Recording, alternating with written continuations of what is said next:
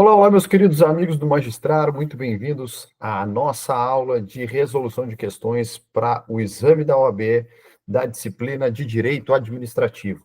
Para quem ainda não me conhece, meu nome é Leonardo Lagos, sou Procurador Federal da Advocacia Geral da União, doutor em Direito Administrativo e professor dos cursos do Magistrar. E esse projeto extremamente especial, extremamente importante, tem mostrado para vocês que essa caminhada para aprovação no exame de ordem é uma caminhada que não é fácil, mas é uma caminhada que não é impossível, como alguns estão pregando por aí nos últimos tempos. É claro que, se a gente olhar a porcentagem de alunos reprovados no exame da OAB, essa porcentagem é maior do que os aprovados. Mas isso não significa dizer que esse é um exame difícil. Significa dizer, sim, que aquele que faz a lição de casa, aquele que caminha bem acompanhado, como vocês que estão aqui com o magistrar, tem tudo para conseguir a aprovação ainda durante a graduação em Direito, como foi o meu caso. Eu fiz o dever de casa, o feijãozinho com arroz do brasileiro, não precisa inventar a roda, porque no exame da OAB a gente não concorre com ninguém, a gente concorre apenas com a prova, com a banca examinadora.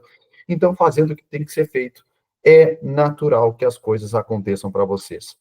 É natural também, pode acontecer, que vocês sejam reprovados no primeiro exame, porque vão fazer ainda assim experiência, ou vão fazer para teste, mas não é natural ficar sendo reprovado no exame da OAB. Significa que há um sintoma importante aqui que vocês precisam encontrar a causa, e nós do magistrado estamos aqui para auxiliá-los nessa empreitada, senhoras e senhores. Então, teremos uma série de vídeos aqui para tratar sobre o direito administrativo no exame da OAB, principalmente na prova objetiva. Nosso foco aqui é trazer questões da prova objetiva. Então, nesse primeiro momento, a gente vai fazer um levantamento inicial para vocês, vamos trazer algumas questões, e na sequência, nas nossas próximas aulas, a gente vai avançando também para mostrar para vocês o perfil da FGV no que tange aqui o exame da OAB, aquilo que o examinador mais gosta, o estilo, quais são as principais características dessa banca, porque é importantíssimo que a gente conheça o nosso desafio antes de enfrentá-lo. É mais difícil ser aprovado numa prova quando eu não sei o que esperar no dia da prova. Agora, se eu venho me preparando com regularidade, com estratégia, eu tenho maior chance de não ser pego de surpresa no dia da prova e não perder uns pontinhos que são preciosos para a aprovação na prova da OAB. É bem comum que os candidatos fiquem ali em 37, 38, esperando alguma anulação. Então, para que vocês não fiquem nessa situação, que vocês consigam lá pelo menos os 40 pontos e virem a página da prova objetiva para dar sequência na vida de vocês, a gente tem aí essa série de vídeos para auxiliá-los, tá bem? Então, vamos lá, pessoal, compartilhando a nossa tela para que vocês consigam ver o que nós preparamos para a aula de hoje. Vamos lá, então, direito administrativo, tema da aula, questões da OAB.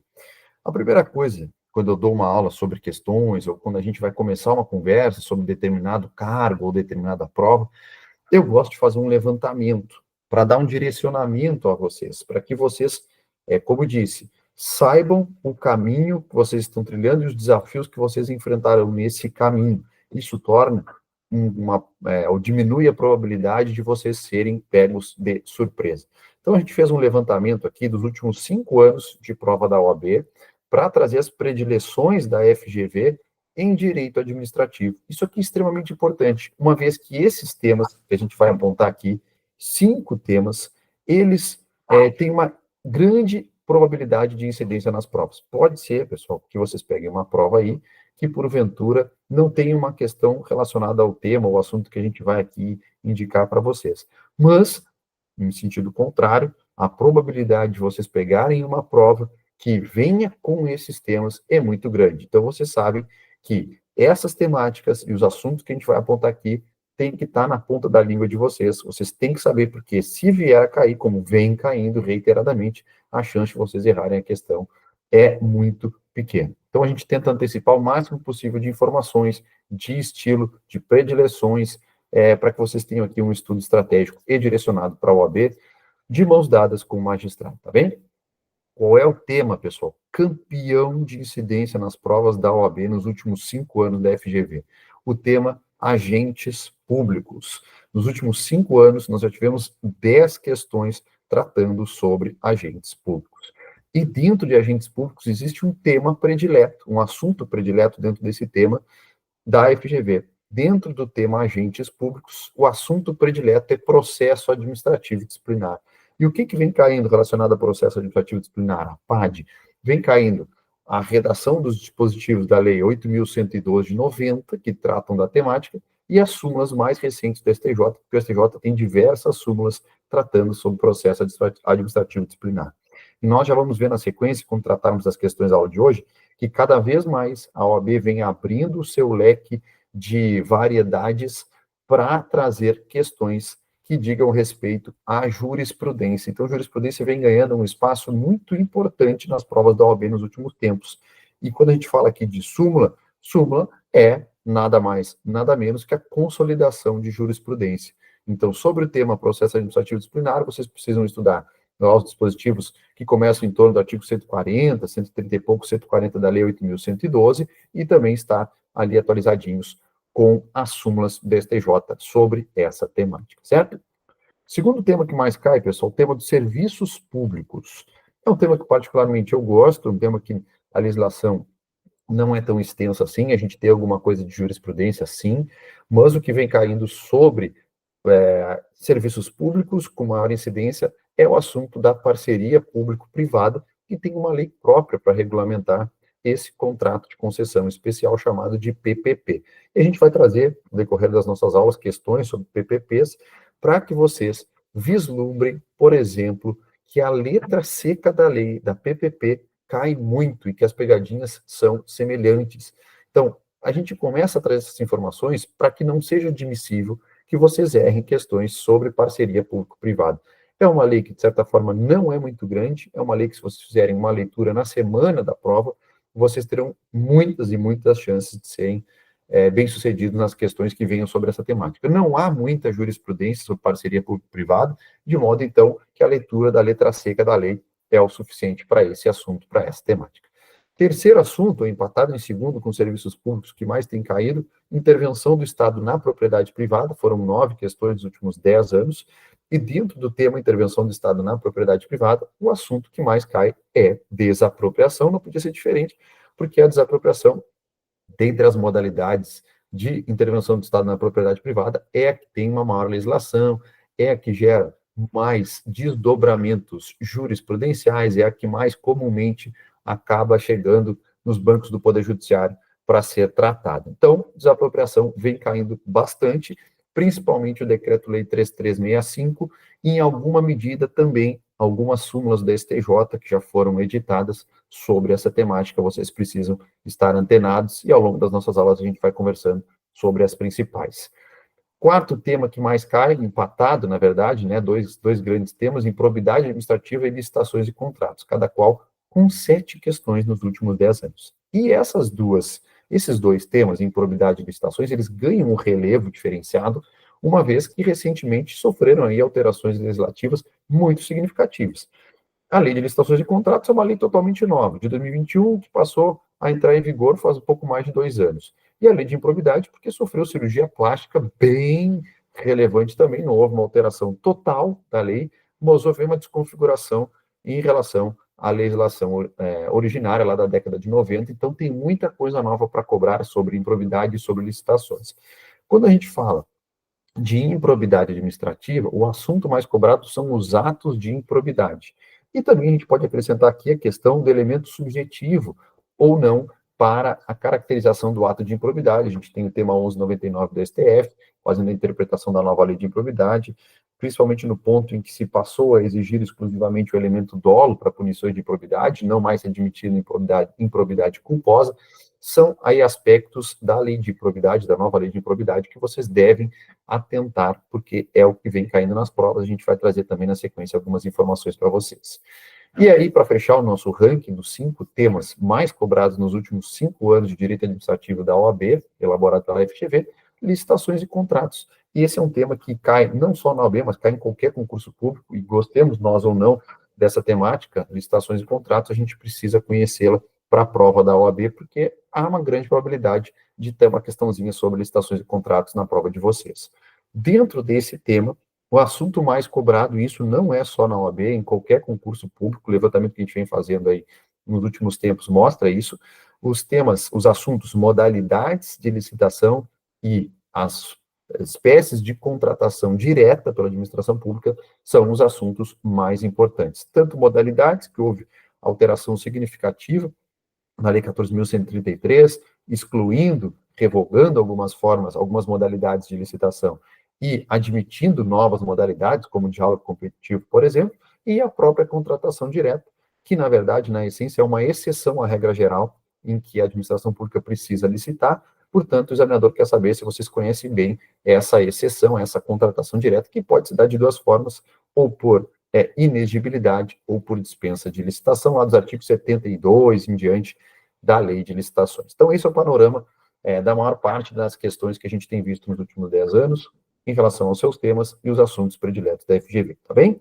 Então, agora, para avançar na nossa segunda parte da aula de hoje, a gente vai trazer 3 questões para vocês de prova da OAB recentes, para mostrar, nessa nossa primeira aula, uma maior incidência de jurisprudência na prova da OAB, para que vocês comecem a se familiarizar com jurisprudência e não só letra da lei na prova da OAB. A gente vai mostrar isso para vocês a partir de agora, senhoras e senhores. Questão número 1,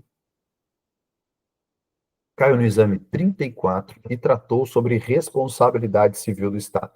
Olhem o caso. Márcio é policial militar do estado Ômega e, ao longo de suas férias em movimentada praia no litoral do estado Alfa, durante festa em que se encontrava a paisana, envolveu-se em uma briga durante a qual sacou a arma da corporação que sempre portava e desferiu tiros contra Bernardo, que veio a óbito imediato. Mirtes, mãe de Bernardo, pretende ajuizar a ação indenizatória em decorrência de tal evento. Sobre a situação narrada, assinale a afirmativa correta. Letra A. A ação indenizatória não poderá ser ajuizada em face do estado Ômega, na medida em que o fato ocorreu no território do estado Alfa. B. A ação deverá ser ajuizada contra a União, em face da União, que é competente para promover a segurança pública. C. A legitimidade passiva do estado Ômega, considerando que Márcio tinha posse de uma arma da corporação em decorrência da qualidade de agente público. D. O estado Ômega deve responder civilmente pela conduta de Márcio, já que o ordenamento jurídico 4 adotou a teoria do risco integral. Muito bem, senhoras. O gabarito é letra C, certo? Há legitimidade do Estado para responder, e a jurisprudência já avançou nesse sentido, uma vez que a corporação, quando disponibiliza uma arma para um agente público seu, passa a responder por eventuais atos, como regra, que esse agente venha a praticar. E quanto à legitimidade propriamente passiva para sofrer uma ação indenizatória em razão da prática, da conduta de um ato estatal que gere prejuízo a alguém, o Supremo Tribunal Federal, já há alguns anos, lá no tema 940, fixou a seguinte tese: a teor do disposto no artigo 37, parágrafo 6º da Constituição, a ação por danos causados por agente público deve ser ajuizada contra o Estado ou a pessoa jurídica de direito privado prestadora de serviço público, sendo parte ilegítima para a ação o autor do ato, assegurado o direito de regresso contra o responsável nos casos de dolo ou culpa.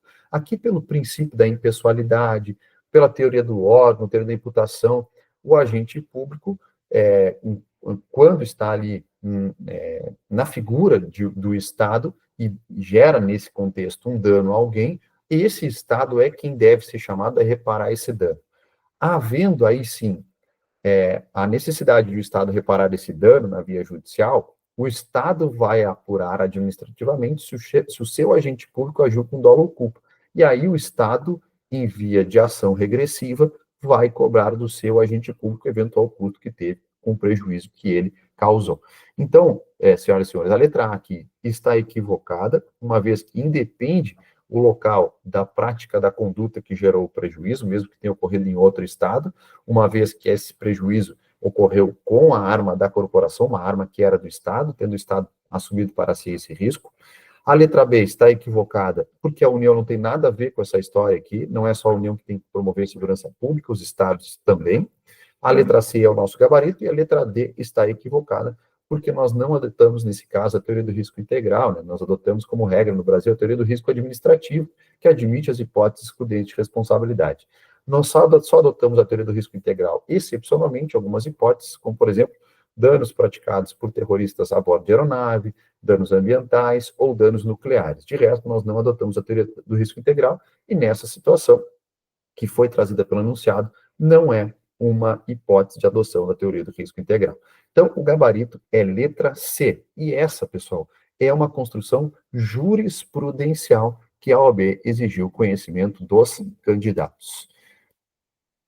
Segunda questão, exame 37. Também vou trazer outra questão, agora mais recente ainda, sobre responsabilidade civil do Estado, cuja resposta também, pessoal, derivou da busca de uma jurisprudência, ou seja, vejam como a OAB está se salvaguardando de jurisprudência para trazer casos para vocês. Outra informação, a gente começa a perceber aqui um estilo, uma característica da FGV de trazer casos concretos, situações fáticas, para que vocês respondam a partir dela. Então, são enunciados densos, são enunciados grandes, com situações fáticas, com muita informação, para que a partir dali vocês consigam chegar à resposta. Vamos ao caso. Matheus e Geraldo foram presos em decorrência de sentença penal com trânsito em julgado pelo crime de latrocínio. Ambos ficaram inicialmente na mesma cela prisional, em condições absolutamente precárias e insalubres, sendo certo que Geraldo evadiu-se da cadeia. 6 meses após a fuga, Geraldo praticou novo latrocínio que levou Tânia a óbito. Mateus, que ficou deprimido pelas condições degradantes do cárcere, cometeu suicídio, cortando seus pulsos com faca adquirida irregularmente de Rodrigo, agente penitenciário. Fato que poderia ter sido evitado, portanto, se o Estado tivesse adotado as precauções mínimas. Diante das circunstâncias narradas, assinale a afirmativa correta. Letra A. O Estado poderia ser civilmente responsabilizado pela morte de Tânia, pois tinha o dever de evitar a fuga de Geraldo, mas não pelo óbito de Mateus em razão do fato exclusivo da vítima, tendo em conta a adoção da teoria do risco administrativo. B. Ambas as mortes acima descritas seriam passíveis de configurar a responsabilidade civil do Estado nos termos da Constituição, que adota expressamente a teoria do risco integral nas situações relacionadas à segurança pública. C. Nenhum dos óbitos narrados pode caracterizar a responsabilidade civil do Estado na medida em que, nas hipóteses de omissão do Estado, deve ficar caracterizado elemento culpa, imprescindível no âmbito da teoria do risco administrativo. E D. O Estado poderia ser civilmente responsabilizado pela morte de Mateus, pois tinha o dever de proteger a incolumidade física da pessoa sob custódia, mas não pelo óbito de Tânia, na medida em que não há nexo de causalidade entre a fuga de Geraldo e o evento da noite. E é exatamente isso, pessoal. O gabarito é letra D. Qual é a construção que a doutrina e a jurisprudência fizeram aqui sobre a responsabilidade civil do Estado nessas circunstâncias? Vamos começar pelo caso do Mateus, que se suicidou dentro da penitenciária. Aqui, pessoal, a jurisprudência já pacificou o entendimento de que o Estado ele tem responsabilidade acentuada pela manutenção da proteção física e mental dos presos por expressa determinação constitucional. Então, nessas circunstâncias, se houver omissão do Estado, ela atrai a teoria da teoria objetiva da responsabilidade, certo? Como regra, a gente sabe que a omissão estatal adotou a teoria subjetiva. A gente tem adotado a teoria subjetiva. Mas nos casos em que a determinação específica de agir do Estado para evitar um dano, e no caso dos presos é essa circunstância, a gente aplica a teoria objetiva. Então, o Estado, sim, tem o dever de reparar ou pode ter o dever de reparar esse prejuízo em razão da sua omissão, e que no contexto em que deveria ter agido para evitar esse suicídio. Então, no caso do Mateus, o Estado tinha sem responsabilidade. Agora, no caso do Geraldo, que fugiu da cadeia, lá no tema 362, o STF entendeu que não caracteriza a responsabilidade civil objetiva do Estado por danos decorrentes de crime praticado por pessoa foragida do sistema prisional, quando não demonstrado o nexo causal direto entre o momento da fuga e a conduta praticada. E exatamente isso que aconteceu no caso concreto. Entre a fuga do Geraldo e a prática do crime, passaram-se 6 meses. E esse decurso do tempo acaba rompendo o nexo causal entre a fuga de Geraldo e o cometimento de um crime que gerou um dano, um prejuízo a alguém.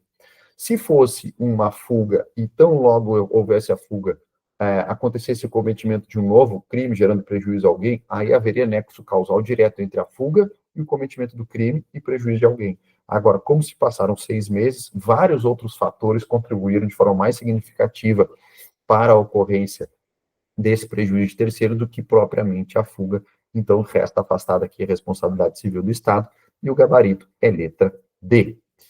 Terceiro e último, pessoal, de novo, olhem só o caso, que longo, olhem o perfil da FGV, a questão número 3, tá? Aqui, deixa eu até aproveitar esse tempinho rápido, já vou arrumar que esse material vai ficar com vocês. Eu vou arrumar. A questão número 3 caiu no exame 41 e tratou sobre concurso público. E exigiu aqui conhecimento da literalidade da Constituição e também de jurisprudência consolidada do STF. Olhem só. Diante do grande déficit de servidores, o Estado Alfa realizou concurso público para o cargo de Polícia Penal com previsão de 50 vagas. O respectivo edital previu o prazo de 1 ano para o certame, prorrogável por igual período, bem como a realização de exame psicotécnico de caráter eliminatório com base em previsão constante em lei, constante da lei e do edital. Após a homologação do certame, ficou constatado que Eulália fora aprovada no 40º lugar, dentro das vagas, portanto. Durante o prazo de validade do concurso anterior, o Estado abriu um novo concurso para o preenchimento de mais 50 vagas para o mesmo cargo, com as mesmas previsões editalícias mencionadas, no qual Carlos foi aprovado em primeiro lugar, primeiro colocado. Recentemente, Carlos foi convocado para nomeação para o cargo em questão, enquanto até para a gente dar Eulália ainda não havia sido chamado, apesar de seu certame ainda estar no prazo de validade. Nesse contexto, Eulália buscou a sua assessoria jurídica para a fim de esclarecer as dúvidas acerca da situação vivenciada, em hipótese em que você informou corretamente o que segue. O que você tinha que dizer aqui para a Eulália, pessoal? Letra A. Eulália não tem direito subjetivo a ser nomeada, considerando que a aprovação em concurso gera mera expectativa de direito? Está errado. Ela, dentro das vagas, ela tem o direito público subjetivo de ser nomeada dentro do prazo de validade, certo? Não é mera expectativa de direito, porque ela está dentro das vagas. B. Os concursos em questão estão viciados, na medida em que é nula a previsão editalícia que exija um exame psicotécnico de caráter eliminatório. Não é nula, pessoal. Ali, o enunciado nos disse que havia previsão legal de exame psicotécnico.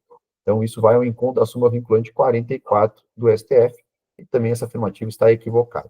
C. A convocação de Carlos caracteriza a preterição do direito de Eulália, já que ela tem prioridade de ser chamada sobre novos concursados. É exatamente isso que a Constituição diz, a gente já vai fazer a leitura. Letra D, vamos ver o erro da letra D, o prazo de validade estabelecido para os mencionados concursos é inválido, pois a Constituição exige o período razoável de, no mínimo, 2 anos, prorrogável por mais 1. Então, está errado também. A Constituição diz, lá no artigo 37, inciso 3, que o prazo de validade do concurso será de até 2 anos, prorrogável uma vez por igual período. Então, não é mínimo de 2 anos, nem prorrogável por mais 1 ano. É mínimo máximo de 2 anos, prorrogável por igual período, certo? Então, está equivocada a letra D. E aí, por que a letra C está certa? O artigo 37, inciso 4, nos responde que, durante o prazo improrrogável previsto no edital de convocação, aquele aprovado em concurso de provas ou de provas e títulos será convocado com prioridade sobre novos concursados para assumir o cargo ou emprego na carreira. Então, poderia o Estado abrir novo concurso quando já tem um concurso realizado com prazo de validade e andamento? Pode ter 2 concursos ao mesmo tempo, sim.